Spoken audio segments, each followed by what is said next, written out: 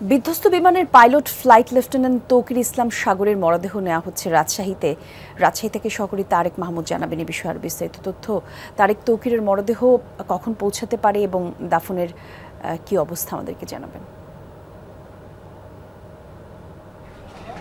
কলি দুপুরে তৌকিরের মরদেহ রাজশাহীর শাহ মখদুম যে বিমানবন্দর রয়েছে সেই শাহ মখদুম বিমানবন্দর থেকে তার এই উপশহর যে ৩ নম্বর সেক্টরের আশ্রয়ে যে বাসাটি রয়েছে সেখানে আনা হবে। তার আত্মীয়রা আমাদেরকে কিন্তু তেমনটি বলেছেন।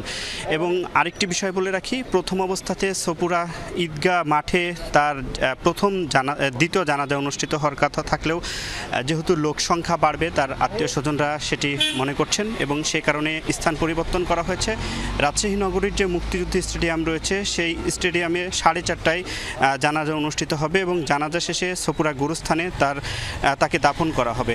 এবং তার আত্মীয় স্বজনরা যেমনটি বলছেন যে এই এখন পর্যন্ত তারা এই রাজশাহী এবং চাঁপাইনবাবগঞ্জে তার আত্মীয় স্বজন যারা রয়েছেন সকলে কিন্তু আসছেন আস্তে আস্তে এবং দুপুরের মধ্যে হয়তো সকলে এসে পড়বেন এবং গোটা বাড়িতেই আসলে শোকের মাতম চলছে।